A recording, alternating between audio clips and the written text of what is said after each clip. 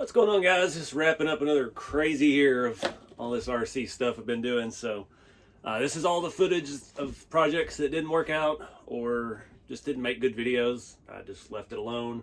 I get on a whim, I'll get out here and start filming something and it won't turn out to be a very good video. So I'll just scrap it and save it for these videos. It's pretty long this year, but there's some good stuff in there, but it's been a very long year. I hope everybody had a good Christmas, and yeah, I look forward to seeing what we do for the new year, 2025.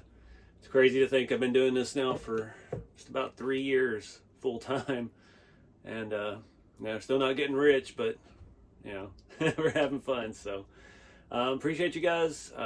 We should maybe have some new products in the store by now on RCeveryday.com. So keep an eye out for that. And yeah, here's the next year. Keep it scaled.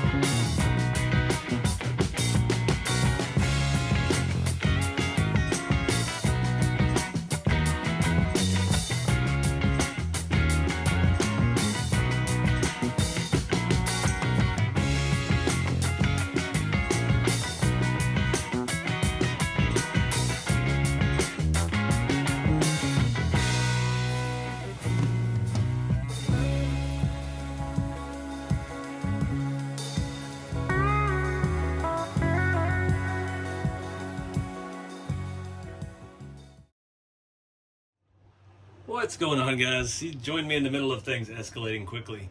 So I don't know what I'm doing. My patinaed body, I just love the way it looks slammed. I just realized that on my journeys one of the shocks came off the TF2 chassis. That's always fun. So I put it on the shock truck chassis that had the black body, the RTR body, and had these Boom Racing wheels on it. I've been trying out different tires and wheels all day. I filmed the tire and wheel video earlier, and that led me to this. So we've got the 155s. These are the RC four-wheel drive vintage Landy's vintage stamp steel 155 beadlocks in the rust color.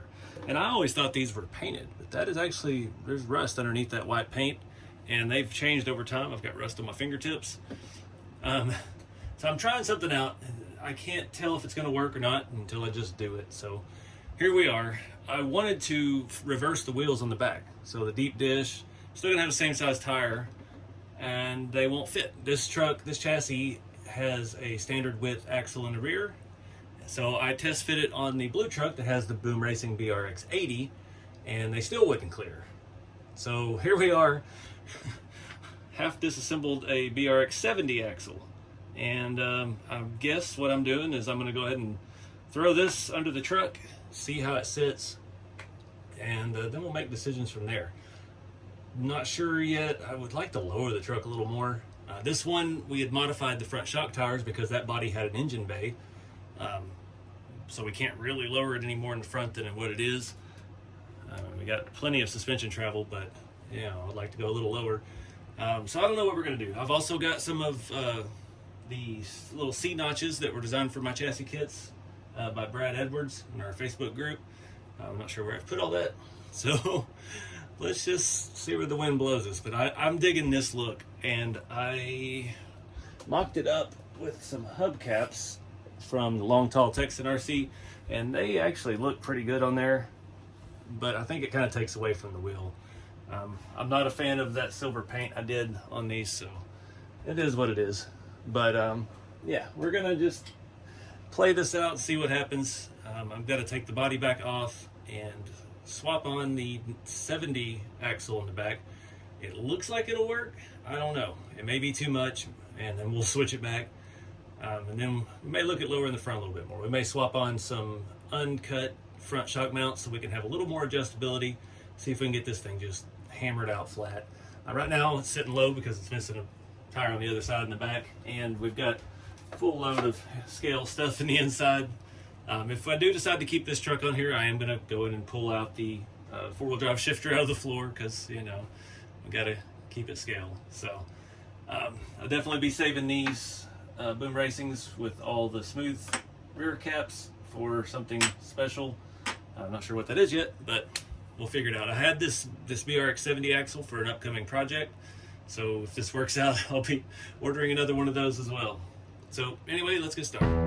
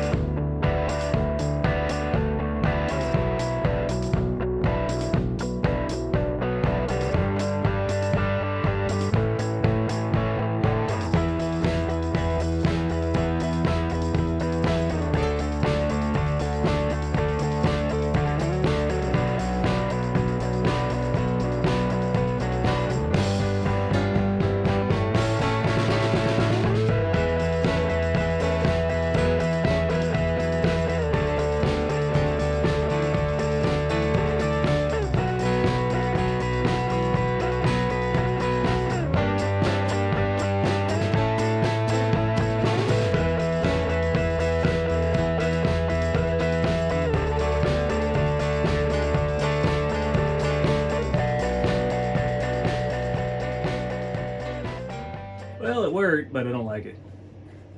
They're too far in. It's got too much tuck. It's got more tuck in the front. Those being a hex pin receiver instead of having a 12 mil hex, there's not really any options for spacers or shims or anything like that. So I'm not really digging it. It is what it is. I'm gonna flip them around, put the other axle back on, and yeah, scrap this project. Live and learn. What's going on, guys? Welcome back to RC Everyday. So my poor sand scorcher has seen some better days. In the recent videos of converting the Element Ecto to rat rod crawler, I stole some parts off of this, and it got me looking at it again. I've had this body set and some other parts to redo this for over a year now, and I just haven't gotten to it. So this thing, if you remember the whole builds on YouTube from quite a few years ago, went for a kind of apocalyptic theme. At one point it had giant missiles on the back. It was a little over the top.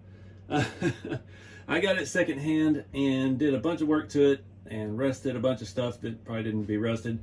So one side effect of this iron paint is it keeps rusting over time, and I believe it made this body brittle. So this fell off the table at USTE several years ago and got some damage. It's actually split on the other side from the roof rack. All the handles broke off of this side. We've got a broken fender. It just makes, I think that iron paint does have an effect on things, so take that for what you will. It may be a problem down the road. These 3D printed wheels from Shapeways used to look really fantastic, and now they've rusted up even more over the years and don't look as good. So the cool thing about these, the wheels are modular. I've been ordering parts. I'm actually having another entire chassis coming for this, and yeah, I'm not going to tell you too much about that till we get there. But this video, we're going to focus on the body. So let me show you what all we got. So everything we got with the kit, we've got new windows, new lights, all new chrome, all the little things, even the driver, which I'm not sure how he's going to fit either. I know I want to make the sunroof look like it's popped up. I did that on my rat rod sand scorcher, and it was really cool.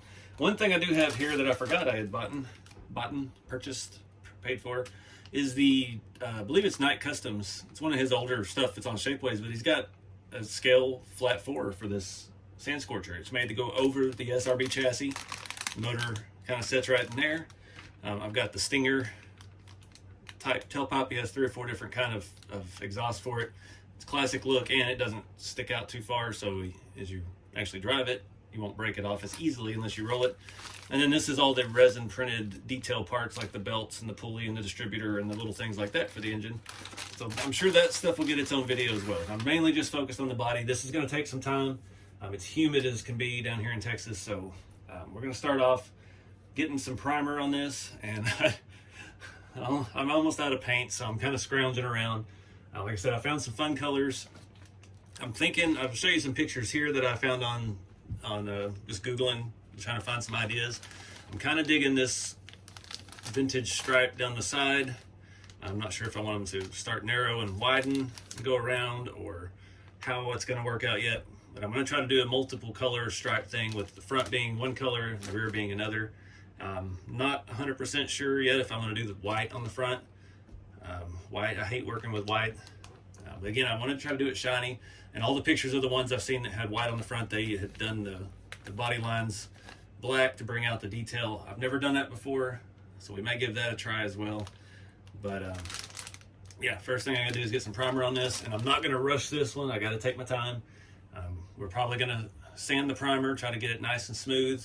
I mean, the body's already very smooth because it's injection molded, so we're not gonna have to do as much work as we would with the rat rod cabs with the textures of 3D printed stuff and anything like that. So anyways, I'm gonna start with gray primer because that is the only primer I have, and go from there. All right, guys, I'm out here in the main part of the shop, so the audio is probably a little worse, but I don't want to get my scale garage all dusty.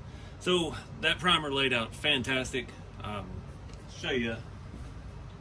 The red primer comes with the white tips, and they just clog up and splatter and make a mess.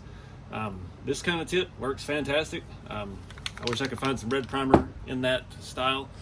I don't know what the difference is or why they do one way and the other, but anyway, sprayed out nice and smooth. I've got a couple little things in it. I picked some of the debris and bugs. I don't know what's going on right here. I'll try to get that out. I'm gonna start these casting lines. They're pretty harsh on the fenders. There's one up here in the front as well. So that one's not as bad, but the rear one is pretty significant. Luckily, I found some sandpaper because I am running out of everything. I've got some 320 some 400, 800, some 1,000, and some 2,000. Don't know how far we'll get into all that. Just want to knock these down and then try to blend it, and then we'll hit it with another coat of primer and see where we're at after that. Really surprised the paint sprayed is good. Primer always dries quicker anyway with this humidity. I've got this air conditioner unit over here running, and I put it on dry mode because it's just the humidity is terrible. So as soon as I brought this inside, it's probably set for 30 minutes, and it is completely dry and smooth. So hoping we can keep doing that throughout the day. So anyways, I'm not going to film this stuff. I mean, we're just sanding out casting lines. I'm going to try to minimize how much area I'm getting. But it was good to do primer first because then you can really see where you're at as well as feel.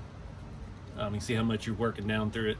So I'm going to start with a 320, see how it goes, and hopefully we can not scratch this up too bad, smooth it back out pretty quick.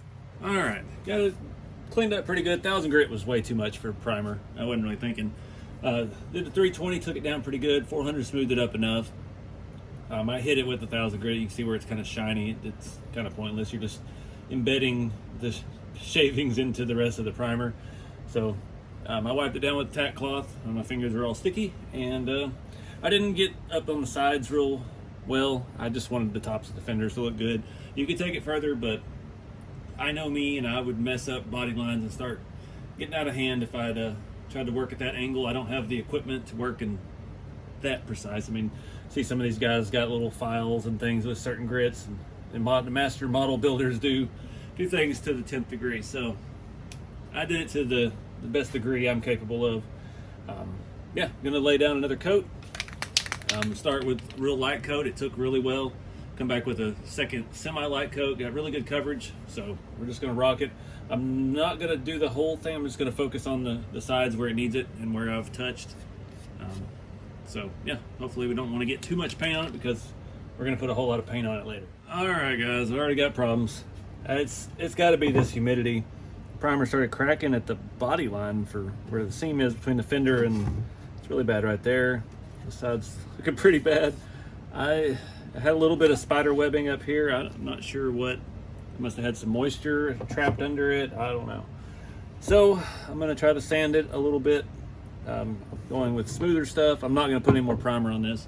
Just need to get those defects out, and then we're gonna move on to another color. I'm gonna leave it outside, let it dry in the humidity. Maybe going from out there to in here messed it up. I don't know what's causing it. Didn't even get past primer. I just said the word shiny paint job and things just go chaotic. I don't get it. Oh, I really didn't want to do a patina job. That very well could be this primer. This is cold galvanizing compound, zinc rich coating for steel repair. So, oops, I just grabbed the professional can, the only one I had that had paint in it. I bet you that has something to do with it. With zinc in it or something for fencing, it shrunk when it dried, and that's why it pulled out of the cracks. I'm betting you that's part of our problem there. So I'm gonna go ahead and hit it with a base coat of the color, which is some kind of yellow that I've found. It's new. It's Rust-Oleum. It's a flat or a satin 2X paint, so not a gloss. I'm just gonna start and see where this goes.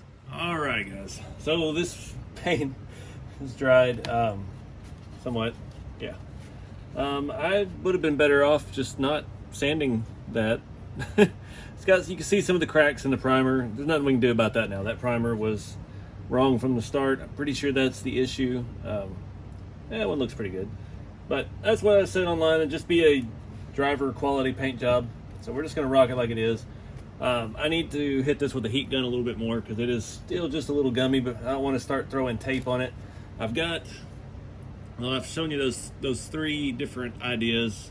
I've got 3 different colors. So the color I used is this, I ran across a while back, Satin Harvest Peach. It's kind of a light orange. Not sure how many stripes I'm gonna do yet. I really like that green and white one. Not sure if I'm gonna do the last color, the whole back end, or just gonna have the stripes separate. I don't know what I'm gonna do. We're just gonna see how it lays out. This 3M masking tape is about the right thickness to do what I'm wanting to do here. So I don't know. It's hot, I'm tired. That needs another coat of paint.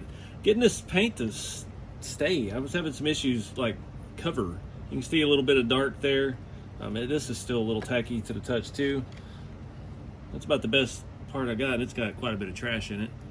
So we'll set that aside before we run it.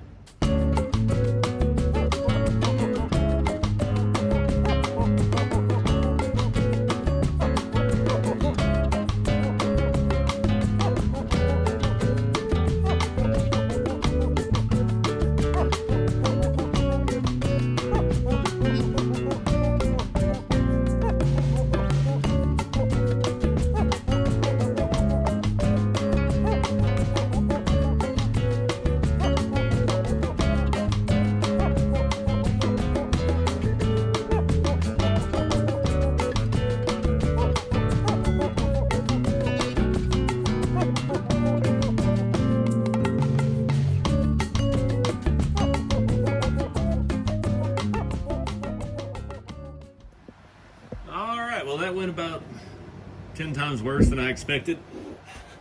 I can't get tape the stick, let alone paint the stick. It's so damn humid, there's just nothing I can do. That wrong primer, that paint was perfect. It felt great. You can even see up here where I've been picking it up. It's just coming off. There's no adhesion whatsoever.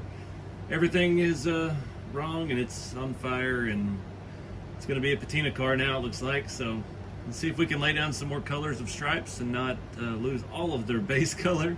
And I didn't tape off the front. I forgot this is the one I've been having trouble with. White splattered all over the hood. So we've got splatters now. So yeah, things are escalating quickly. So everything I had planned is out the window, and we're just going to try to make the best of it. If it really turns out that bad, I mean, you can buy just this part of the body pretty cheap, and we can start back with better paints on a better weathered day and see what happens. But I don't know. And I even messed up. I was trying to do all 3 stripes where I could peel, and then once it dried, I could mask that, spray the next one, peel, mask that, and yeah, got that nice rounded edge. That one's not rounded. Everything's going wrong. It's peeling off the running boards and everywhere. So let's just see what we can make of it.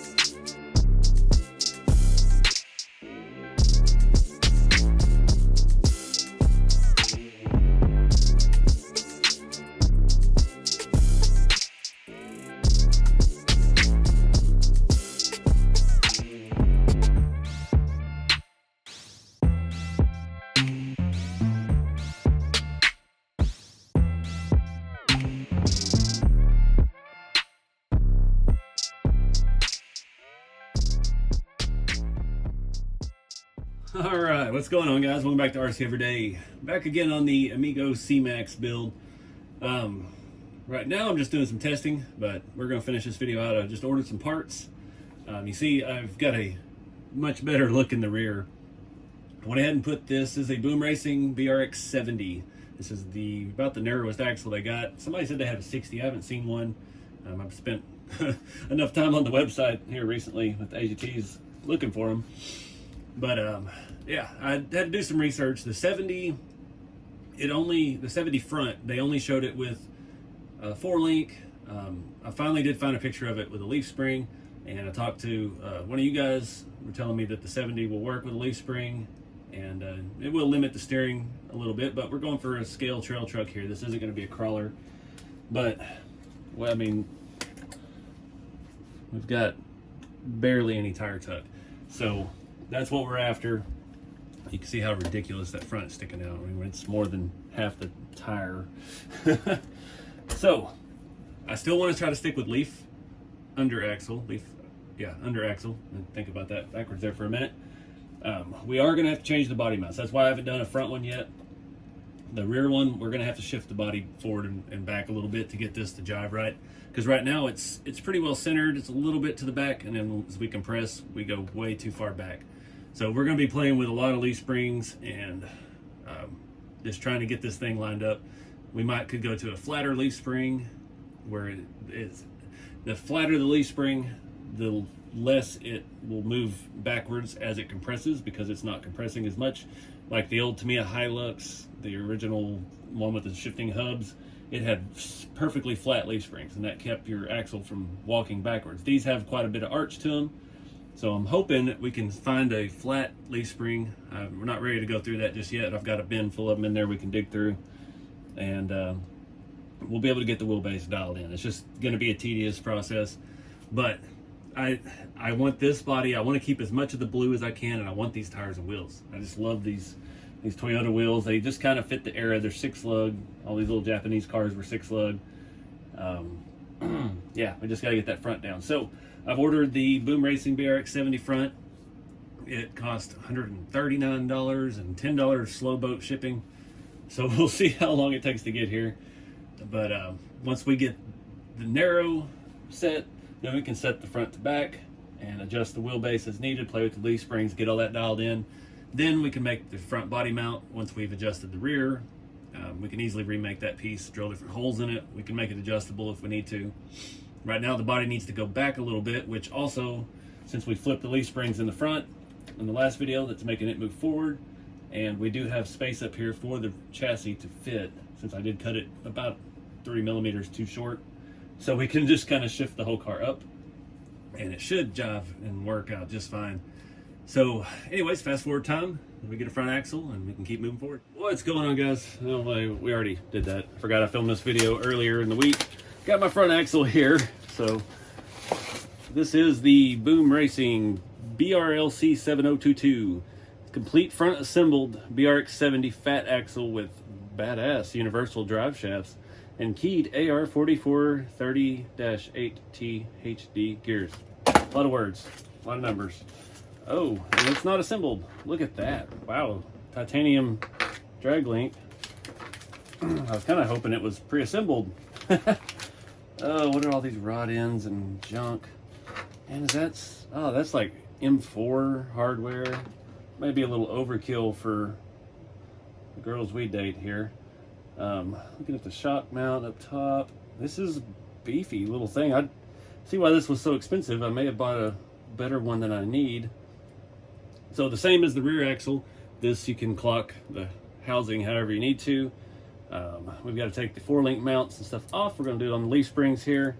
So let me get some stuff taken apart and see how it goes. Man, that is beefy. All right, a couple quick issues. Unfortunately, I didn't even remember to look when I ordered this.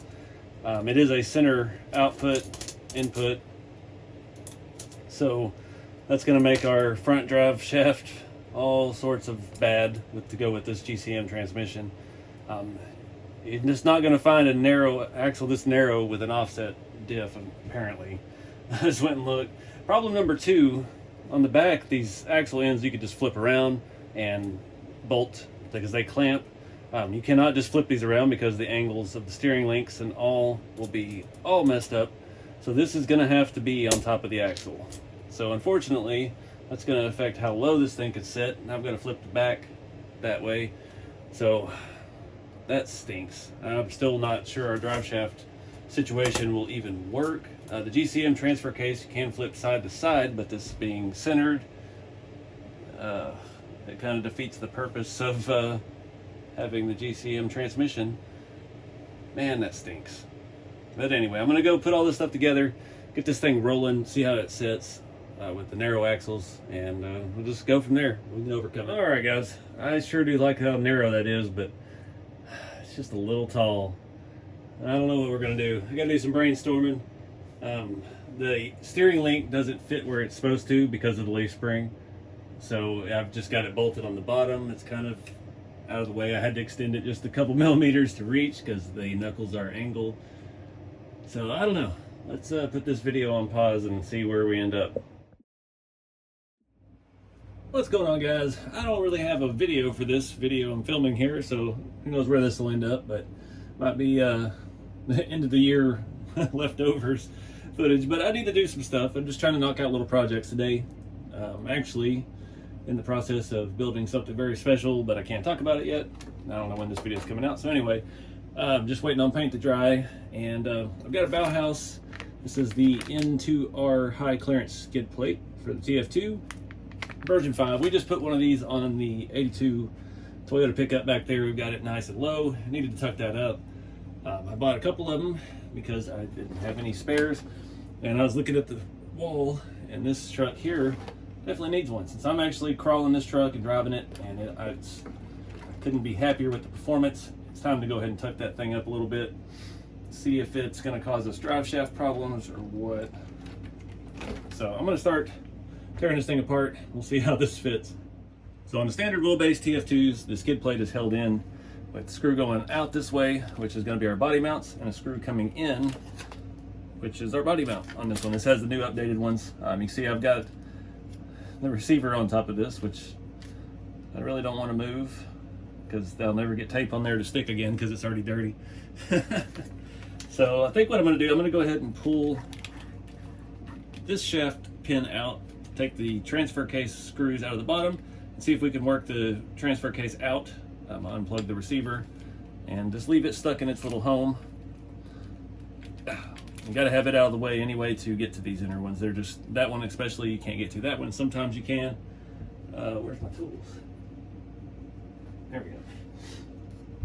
So start by pulling those two off the bottom. These are pretty short, flat head.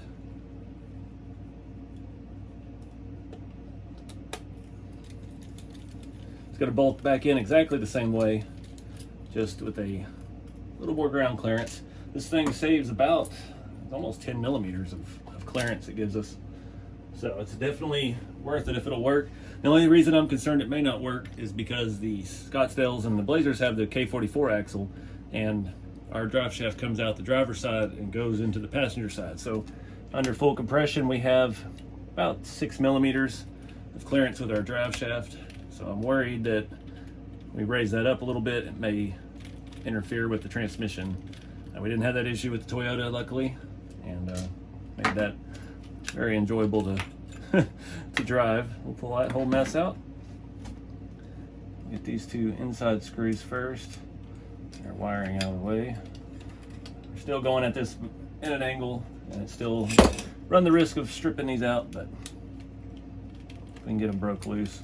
These mounts are a lot better than the old Toyota ones that are just the round plastic. They've got a little too much flex to them. These are nice and solid. I've actually gone through on my older Blazer and swapped these on because it just works a lot better. There we go. Oh no.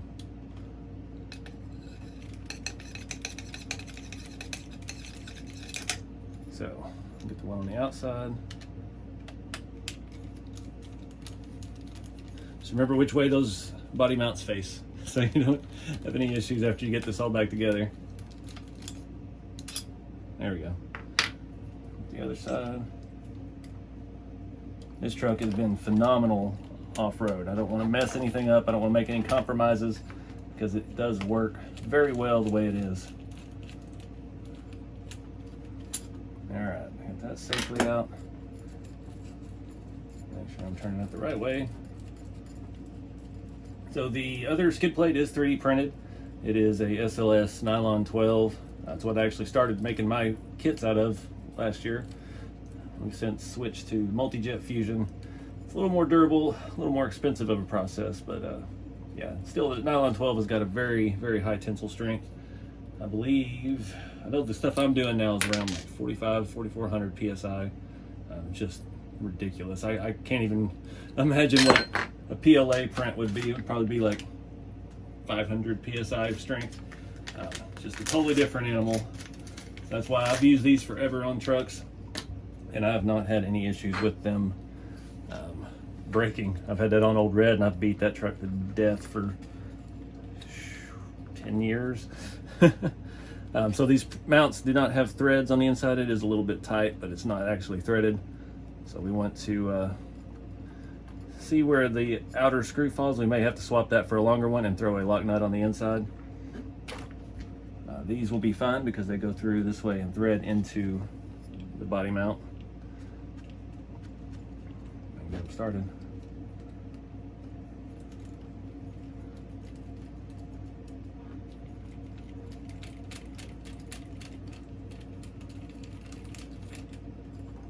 It's almost there. I'll go ahead and do this way. See how that looks. If we can hold it in.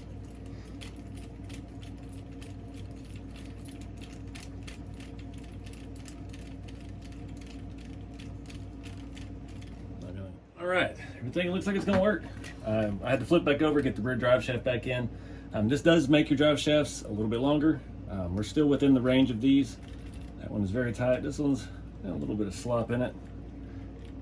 It's coming from the end of the axle. This truck has already seen a fair bit of abuse. That was just a loose screw. Probably should take all this apart and Loctite it here eventually. We'll wait till we're on our way to an event and everything falls out on in the back of the truck. Looks good. It's got some little scale bolts made into the bottom of it. They have these for the long wheelbase too. It's the same thing, but then you can get the other piece that goes back here with the carrier bearing. And yeah, that's super handy. I got one of those accidentally because I, for some reason, thinking I was needing this for one of my Scottsdales. They do give you the option to get a bearing with it. The carrier bearing does have a different size than the factory one, so you can't reuse your factory bearing. Gives you a beefier unit in there. So all the way compressed, we still have a couple millimeters with the transmission. Right now the truck bottoms out on the servo arm, which there's not much we could do. We've already raised the servo up about 4 millimeters or so. We could go a little higher with it, but honestly it doesn't really affect it. This truck, the weight of the Blazer body, and we're still getting a lot more side-to-side movement since we've done all the changes with the front suspension. This thing is still going to outperform any one of them out of the box, so not too worried about it. Just something we could look at later if we really need it. It's really not that big a deal, honestly. Like I said, we got the side-to-side, we got the droop and the up travel we need. This thing saves a ton of height. You can see it almost fits over the top of it, so that is about 8 or 10 millimeters. Just a nice piece, good durable stuff. Get the truck mucked back up and we'll see how it looks without the boat anchor hanging below it. Massive improvement. We got so much more ground clearance. That was the only hang up I was having when I was out driving it on a way too extreme of crawler course, because that thing just kept getting caught up on everything. So yeah, I'm happy with that. And it looks good. It's all blacked out under there too. Very nice. This is going to be my event truck next year, next season. I'm going to do all the crawling with it. We'll see how it holds up.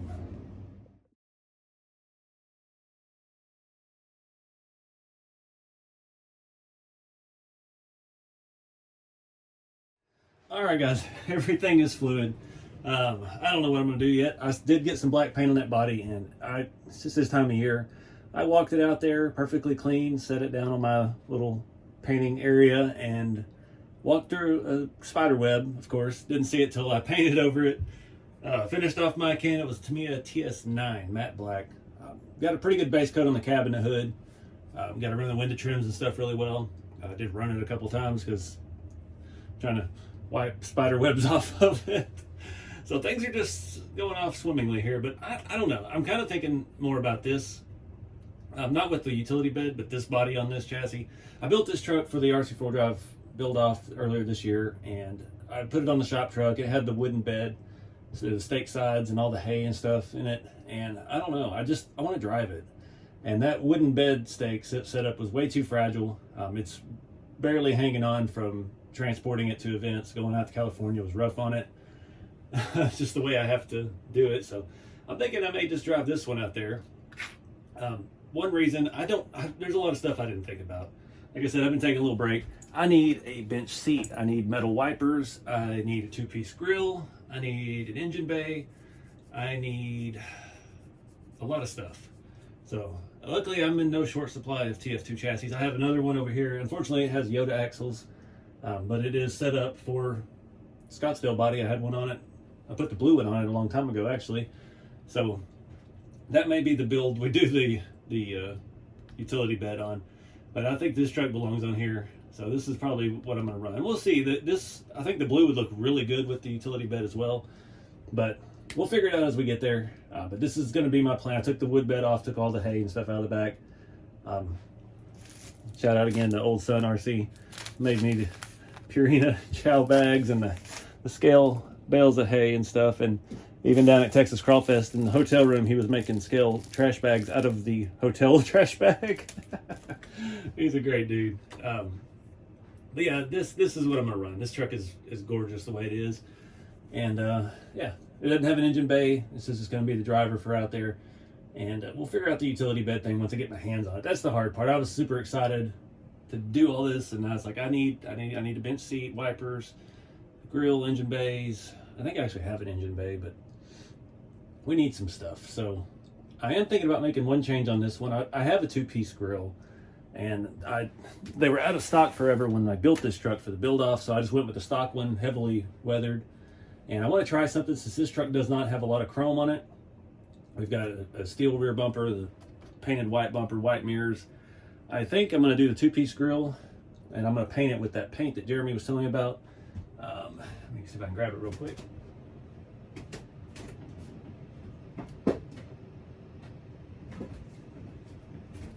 This stuff, perfect match, Duplicolor. It looks like 40-year-old stainless trim. It looks pretty good. It'd be cool if we could put some dents and stuff in it, but I don't know how far we want to go.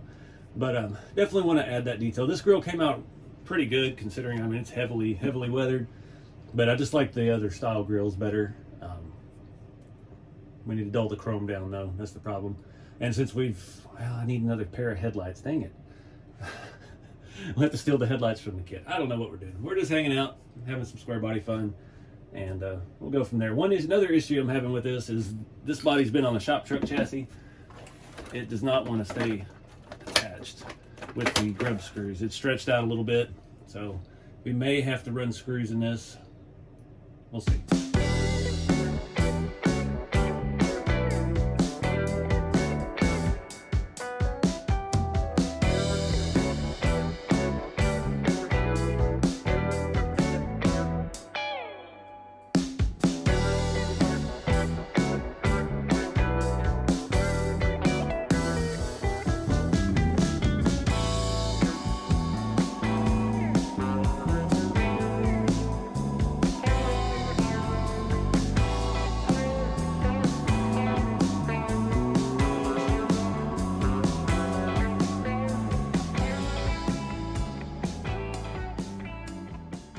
Alright guys, I got the body. It's pretty well dry, but I haven't decided on a color yet. Kind of backing out on red.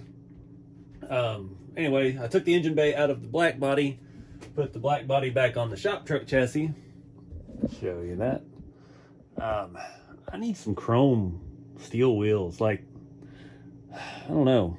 That body's all black and chrome, obviously. Those are the pre-rusted 155 Landys that RC4 Drive did limited numbers of a while back.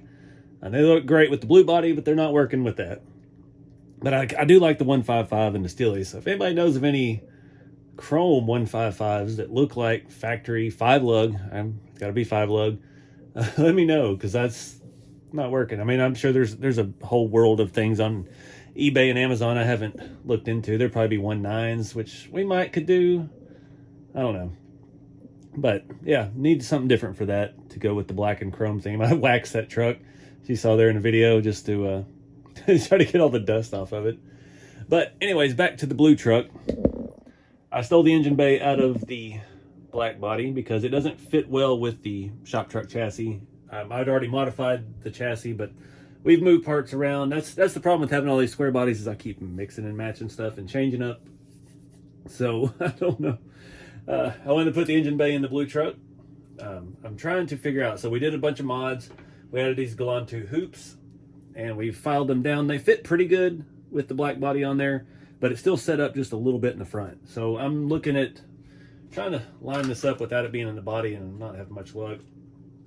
I need to shave a little bit of this to make it all fit. And I'm trying to see where exactly that needs to happen. It's looking like right in those sections, but I'm not sure how forward. So I'm just going to take it to the Dremel and go to town on it a little bit. It doesn't need much. I think maybe 2mm, which we could probably get away with in that plastic. We've taken about 3 or 4mm off the top of those. So I'm just trying to compromise here. I don't want to get into the engine bay with the shocks. Obviously, I want to keep that a sealed compartment and not get a whole mess going on in there. But this one is all stock. I have an accessory kit. We did one on the red truck. I'm just not. I'm not feeling that tonight for sure. But I would like to add that detail to this truck. That was always the plan. Again, this was something else that was out of stock when this truck was built earlier this year. So yeah, let's just see what we can do. What's going on, guys? Today we're doing another print to part, or whatever we want to call this series. We're using our Bambu Labs X1 Carbon 3D printer. Today we're doing a little something special for the Boom Racing BRX02. These files are available in the Boom Racing fan page on Facebook. These are like rear leaf spring hanger sliders, and we're going to try to print a couple of these today. If we do it successfully, I'll print Jeremy some and send him for his build as well. I did add some ironing to this, try and smooth out the print. The pictures I've seen of them printed before, they looked a little rough. So let's send it on over to the printer. That's the only change I made to it. Let's see what we get.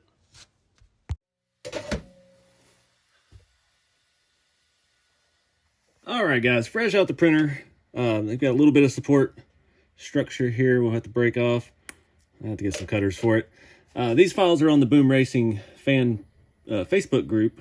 And apparently this is like a really common hang-up spot for those trucks to catch on that rear leaf hanger. And I was recommended to try these out. So I'm going to get these painted up. Obviously I didn't have any black filament loaded at the time, so it is what it is. But these will work out good. Printing Jeremy a set for his as well. And we'll see how it does. Trying to figure out what black paint to use. We'll figure it out. Put on a nice thick coat. Did drop one of them in the dirt, of course, how it always goes. Small parts blow away, but these are just chassis parts. I'll let this dry overnight, and we'll flip them over and see if we can't do the other side. All right, guys, it's been a couple days. Paint is all dry on these. Not the smoothest looking print, not the best painting job either, but these are just sliders. You can see they kind of fit on the rail right here, and they lock back into the hanger mounts on the BRX02 chassis.